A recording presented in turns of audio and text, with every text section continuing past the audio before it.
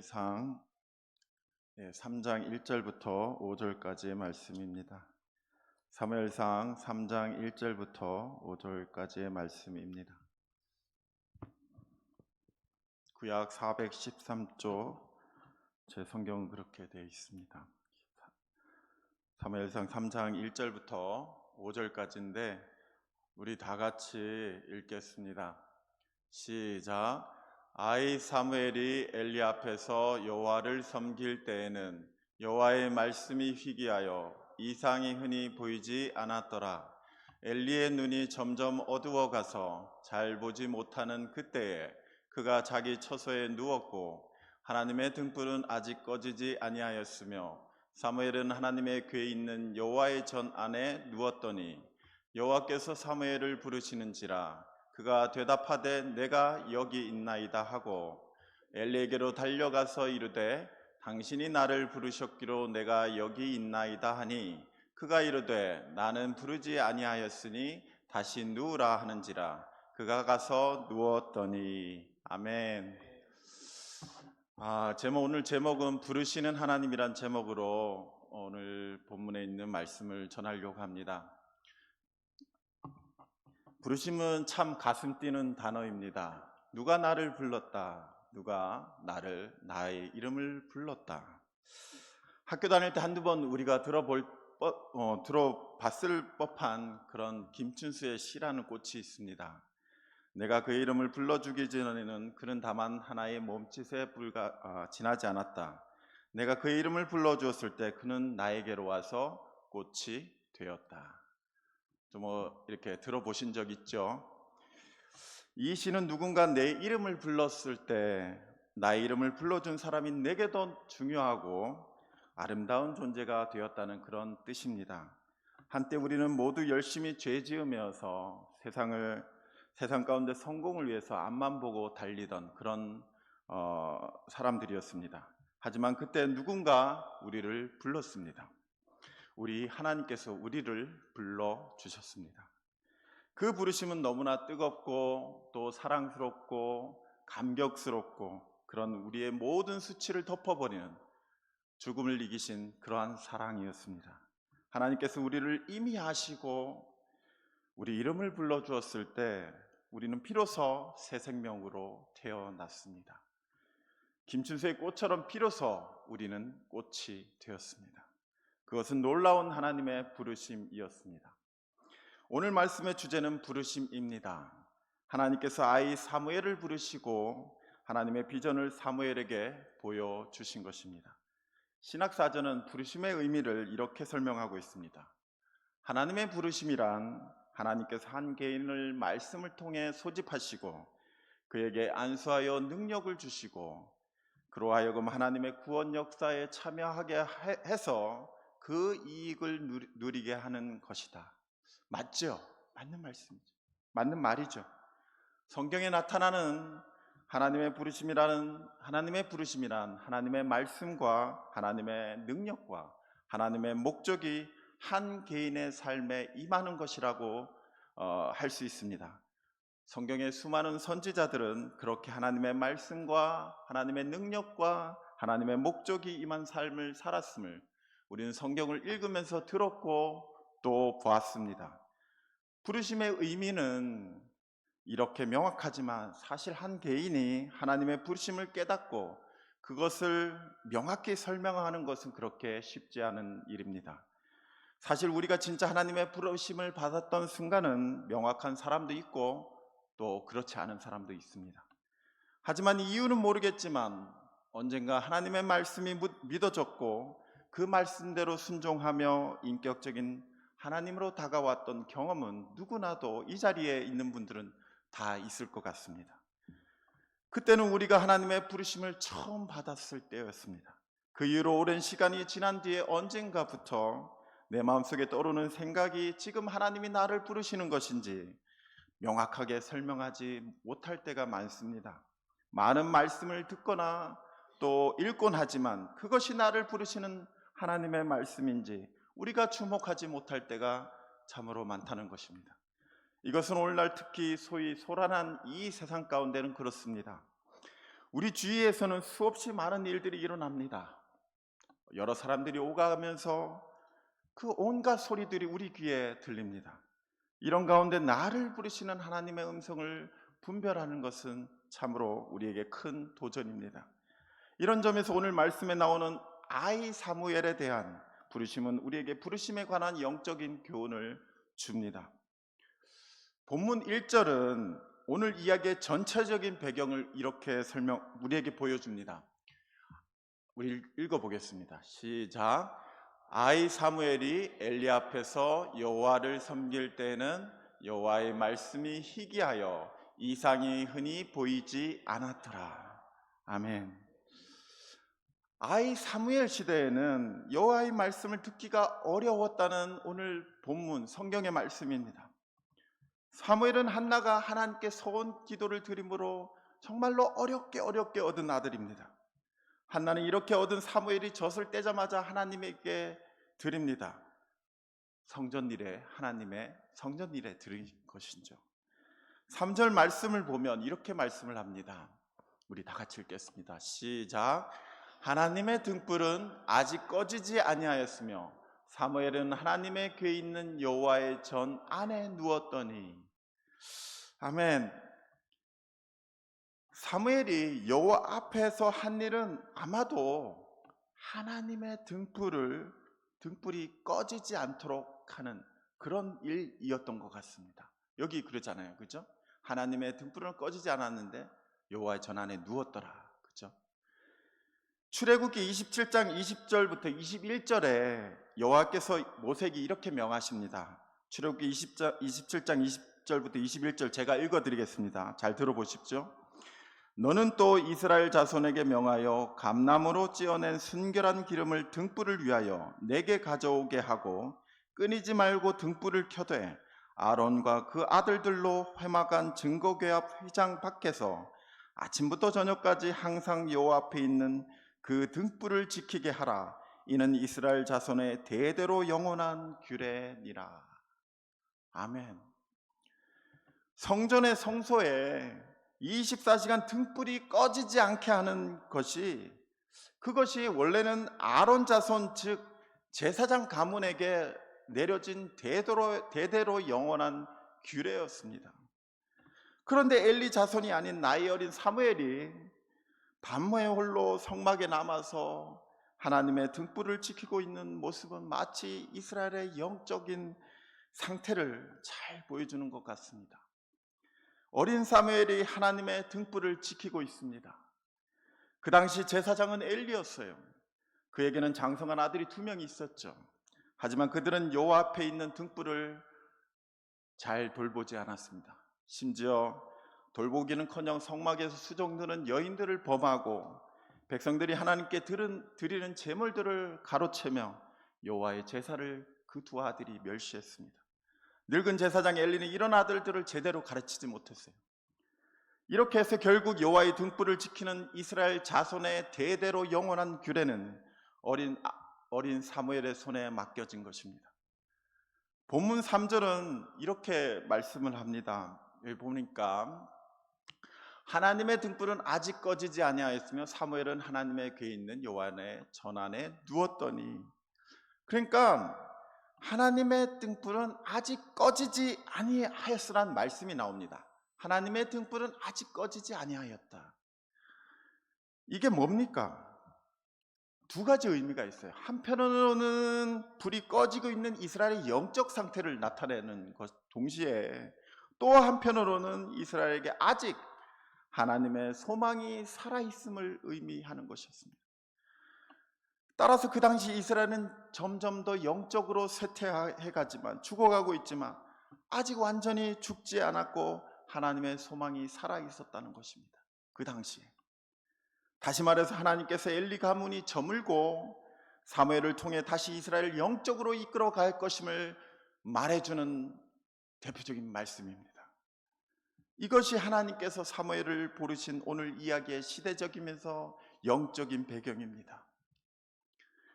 우리는 성경의 여러 곳에서 하나님께서 사람을 부르시는 장면들을 많이 봅니다. 그 장면에서 공통적으로 보이는 것이 있는데 그것은 뭐냐면 불 또는 빛입니다. 가장 대표적인 예로는 우리가 아는 출애굽기 3장에 하나님께서 모세를 부르시는 사건이 나옵니다. 여호와께서 타지 않는 떨기나무 가운데 말씀하시면서 모세를 부르십니다. 또 아브라함에 대해서도 창세기 15장에서 그 제물을 갈라놓고 타는 횃불이 그 사이를 지나갑니다. 그리고 아브라함과 이렇게 될 것이다 언약을 맺습니다. 또 이사야 6장에서 성전에서 높은 보좌에 앉으신 그 하나님을 보는데 자신의 부정함을 으로 인해서 두려워하는 그 이사야에게 천사가 그 보좌 위에서 그 숯을 가져다가 그 이사야의 입에 대면서 죄사함을 선포합니다. 사도 베드로는 우리를 부르신 예수님에 대해서 베드로전서 2장 9절에서 이렇게 선포합니다. 너희를 어두운 데서 불러내어 그의 기이한 빛에 들어가게 하신 이렇게 말씀합니다. 이 말씀들을 통해서 우리는 하나님의 부르심이 무엇인지 대한 중요한 이해를 얻을 수가 있다는 것입니다. 하나님의 부르심이란 영적 어둠 가운데 있는 우리에게 하나님의 빛으로 임하는 것입니다. 영적 어둠 가운데 있는 우리에게 하나님의 말씀이 빛으로 인격적으로 우리에게 다가오는 사건이 부르심입니다. 오늘 말씀에서도 등불이 나옵니다. 그리고 이 등불을 지키고 있는, 이 등불을 둘러싸고 있는 깊은 어둠이 존재합니다. 깊은 어둠이 주변에 있어요. 근데 그 사이에 등불이 있습니다. 어린 사무엘의 시대에 여호와의 말씀은 희귀하고 이상이 잘 보이지 않았습니다. 그 어두운 밤을 외롭게 밝히고 있는 여호와의 등불이 있고, 그리고 그 앞에 그 불을 지키면서 누워있는 사무엘이 있습니다. 여러분, 이게 바로 부르심의, 우리가 생각해 볼 수 있는 전형적인 부르심의 장면입니다. 사무엘의 부르심에 여호와의 등불이 있었다는 겁니다. 오늘날의 소란한 세상 가운데 이러한 부르심의 장면을 만나는 것은 참으로 어렵습니다. 저는 10여 년 전에 박지성 때문에, 또 요즘에 손흥민 때문에 유럽 축구를 이렇게 보는데, 주로 야간 경기가 치러지는데 밤에 멀리서 찍은 그 동영상을 이렇게 보여줍니다. 어둠 가운데 그 구장 속에서 그 열광하는 멋진 사람들의 모습을 보면서 또 이제 멋진 사람들과 그 빛을 보게 됩니다. 어둠 가운데 높이 솟아있는 그 조명이 대낮처럼 그들을 밝게 비추고 그 모습이 너무나도 아름답습니다. 이렇게 밝은 빛과 시끄러운 사람들은 그 경기를 지켜보는 사람들에게 막 이렇게 흥분시키고 들뜨게 합니다. 이런 밝고 빛나는 세상을 마치 죽음처럼 어둡고 적막하다라고 하면 이건 말이 안 되는 얘기죠. 하지만 여러분, 세상은 영적으로 어둡습니다. 우리가 세상에서 보는 빛은 사실은 빛처럼 보이는 환각에 불과할 뿐입니다.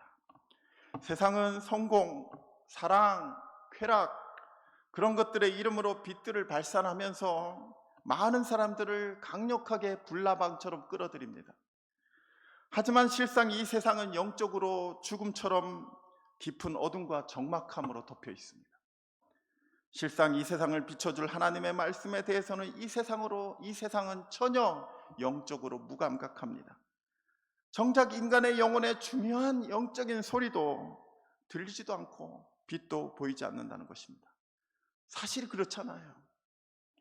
요즘도 얼마나 많은 사람이 자신을 구원해줄 그 말씀들을 듣지 못해서, 나를 위로해줄 말씀을 듣지 못해서, 보지 못해서 오늘도 괴로운 가운데 소리치는 사람들이 여러분 많습니다.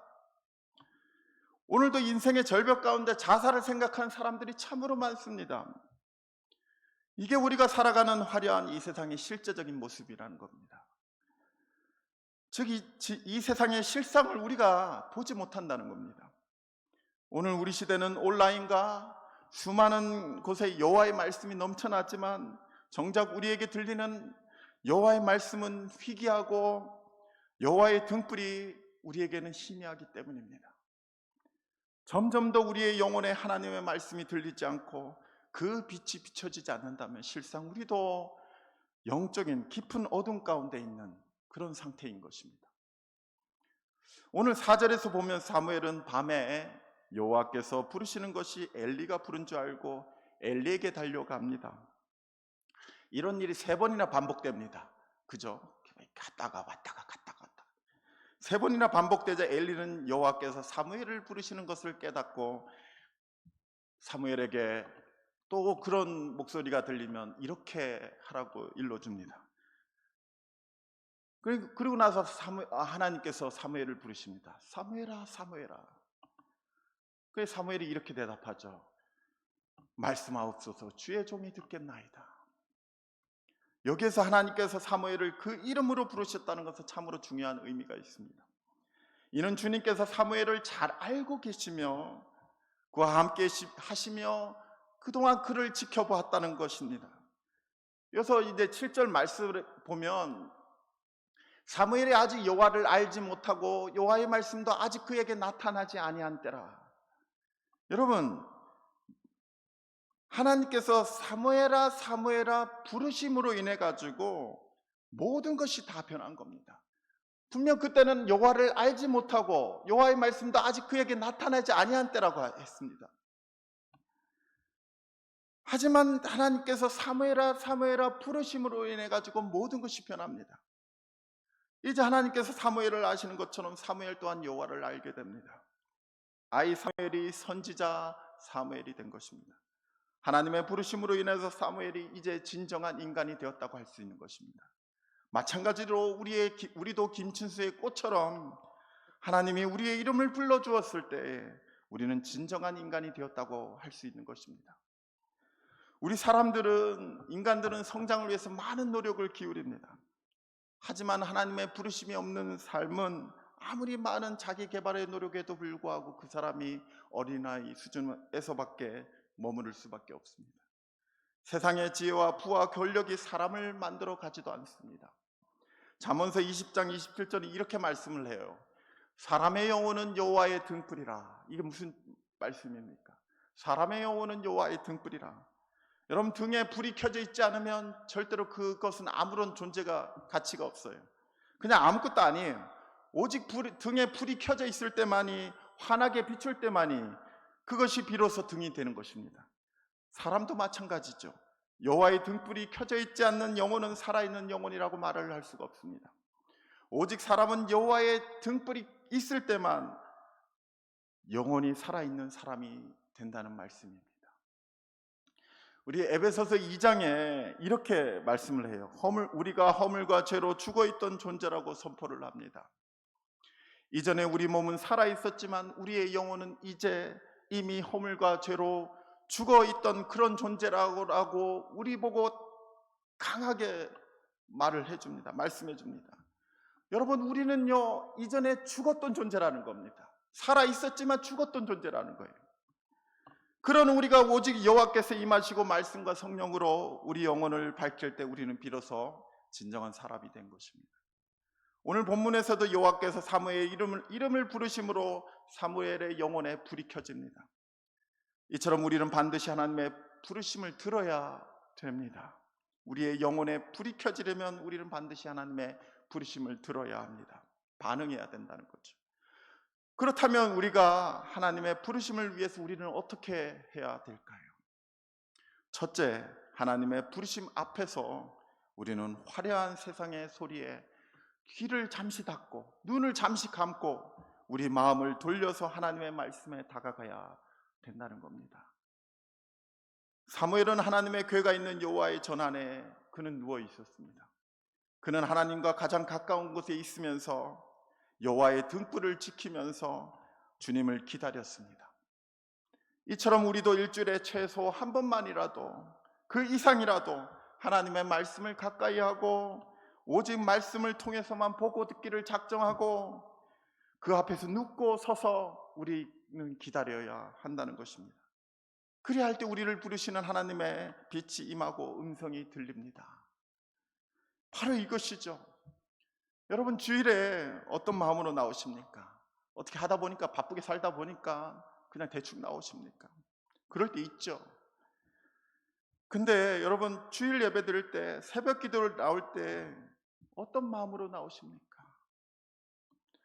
세상의 요란한 소리에 우리가 잠시 귀를 닫고 우리는 주님 앞에 말씀을 반드시 들어야 되겠다는 그런 마음으로 그런 마음으로 나올 수 있는 우리 성도님들 다 되시길 축원합니다. 나에게 일어난 어떤 무거운 일이라도, 어떤 무거운 문제라도 잠시 내려놓고 예배에 나오시길 바랍니다. 그리하여 말씀하시는 하나님의 부르심을 인격적으로 들을 수 있는 우리 성도님들 다 되시길 축원합니다. 두 번째로, 우리를 보내시기 위해 부르시는 하나님의 뜻에 우리가 순종해야 됩니다. 하나님이 우리를 부르시는 이유는 우리를 보내시기 위함입니다. 하나님의 일을 행하도록 우리를 부르시는 것입니다. 오늘 본문이 속한 3장을 보면요, 하나님께서 사무엘을 부르시고 그에게 주신 말씀은 정말로 두려운 것이었습니다. 하나님께서 엘리의 집을 영영토록 심판하실 거라는 그 심판을 전하는 것이 사무엘의 첫 말씀이었습니다. 전해야 되는 말씀이었어요. 하나님께서 이렇게 하신 것은 제사장인 엘리가 하나님보다 자기 아들을 더 중히 여기고 여호와의 하나님을 멸시했기 때문입니다. 사무엘은 하나님의 심판 메시지를 엘리에게 전하는 것이 두려웠지만 숨김없이 그는 전합니다. 하나님께서 사무엘을 선지자로 세우시고 그를 통해 말씀하시고 그의 입에서 나온 말씀이 땅에 떨어지지 않도록 그렇게 만들어 주십니다. 4장 1절에서 보면 이렇게 얘기해요. 사무엘의 말이 온 이스라엘에 전파되니라. 하나님께서 사무엘을 부르셔서 말씀을 주신 후에 그를 엘리에게 보내고 그리고 또 이스라엘에게 또 보내신 것입니다. 이처럼 하나님 부르시는 분이면서도 동시에 보내시는 분이시라는 거죠. 다시 말하면 하나님께서 우리를 부르시는 목적은 우리를 보내시기 위함입니다. 앞에서 말씀한 베드로전서 2장 9절에서도 예수께서 우리를 어두운 데서 불러내어 그의 기이한 빛에 들어가게 하신 목적은 세상에 예수의 아름다운 덕을 선포하게 하려 하심이라. 이것은 예수님이 12제자를 부르신 일에서도 볼 수 있다는 겁니다. 마가복음 3장 13절 14절 이렇게 말씀해요. 우리 다 같이 보겠습니다. 시작. 또 산에 오르사 자기가 원하는 자들을 부르시니 나아온지라. 이에 12를 세우셨으니 이는 자기와 함께 있게 하시고 또 보내사 전도도 하며. 여러분, 여기서 예수님도 보내시기 위해서 우리를 부르신다는 것입니다. 이게 참 자부심 있는 그런 겁니다. 어떤 사람은 자신의 직업이나 하고 싶은 일을 하나님의 부르심으로 생각하기도 합니다. 여러분, 부르심이라는 영어 단어 vocation이라는 단어가 있습니다. 근데 이 vocation이 부르심도 쓰지만 뭐라고 썼냐면 직업이라는 뜻도 똑같이 씁니다. 그 영어 vocation은 부르심과 직업을 똑같이 본 거예요. 하지만 직업은 하나님의 부르심이 아닙니다. 예수께서 베드로를 업으로 부르신 것이 아니라 사람을 낚는 업으로 부르셨습니다. 또 바울을 천막을 세우는 자로 부르신 것이 아니라 교회를 세우는 자로 부르셨습니다. 우리의 직업은 하나님이 부르시고 보내심을 더 잘 수행하기 위해서 있는 것입니다. 우리의 직업은 하나님의 부르심을 행하는 수단이어야 한다는 거죠. 따라서 직업은 하나님의 부르심을 위해 하나님이 우리를 그 자리 위에 올려놓은 것이죠. 그래서 오히려 하나님의 부르심은 우리에게 심부름으로 이해할 수도 있습니다. 높은 자가 낮은 자를 불러서 보낸다는 것이죠. 보냄을 받은 자가 할 일은 내 일을 하지만 우선으로 하나님의 일을 더 처리하는 것입니다. 사무엘의 부르심을 받은 후 처음 받은 심부름은 엘리에게 하나님의 심판 메시지를 전하는 것이었습니다. 하나님께서 하신 일을 대신 받아서 한 것입니다. 여기에 사무엘은 없죠. 그에게는 다만 그를 부르시고 보내신 하나님만 있을 뿐입니다. 우리는 교회 안에서 여러 모양으로 부르심을 받습니다. 혹은 가르치는 자로, 섬기는 자로, 또 위로하는 자로, 병 고치는 자로, 돕는 자로 여러 교회 안에서 부르심을 받습니다. 그런데 동시에 모든 성도들은 교회 밖에서, 가정에서, 사회에서, 직장에서 또 여러 군데에서 보내심을 받았습니다. 뭘로? 전도하는 자로 보내심을 받았습니다. 이 모든 보내심은 모두 예수님께로부터 나왔습니다. 곧 예수님께서 이 땅에서 하시던 일들을 이제 제자인 우리 성도님 한 분 한 분을 불러가지고 주님의 몸된 교회와 어둠 가운데 있는 그 세상을 향해서 나아가서 너희가 아는 복음을 전해라, 예수를 전해라, 이렇게 보내시는 것이죠. 우리 성도님들 모두 예수님이 하시던 일을 행한다는 자부심으로, 기쁨으로 하나님의 복음을 전하는 성도님들 다 되시길 축원합니다. 여러분, 자부심이 있는 겁니다. 정말 자부심 있는 겁니다. 결론을 맺겠습니다. 하나님께서 나를 아시고 내 이름을 부르신다는 것은 말로 표현할 수 없고 크고 놀라운 영적인 깨달음입니다. 예수님 시대 유대 역사가 요세푸스는 하나님께서 사무엘을 처음 부르신 때 나이가 12살, 사무엘을 부르실 때 나이가 12살이었다고 합니다. 부르심을 받기엔 아직 어린아이 같아 보입니다. 아니, 사실 그 반대일 것입니다. 어린아이처럼 주님 앞에 머물며 순전히 말씀하시기를 기다리는 영혼의 하나님의 음성이 임하는 줄로 믿습니다. 소란한 세상을 잠시 뒤로 하고 주일만이라도, 수요일만이라도 하나님의 말씀에 귀를 기울이는 우리가 되기를 간절히 기도합니다. 또 우리를 보내신 하나님의 부르심에 응답하여 보냄받은 자로서 우리의 직장에서, 사회에서, 또 사업장에서, 가정에서 말씀에 순종하는 우리 성도님들 다 되시길 축원합니다. 우리 성도님의 영혼에 여호와의 등불이 켜지고 그 음성이 울려 펴지는 축복이 날마다 있기를 축원합니다.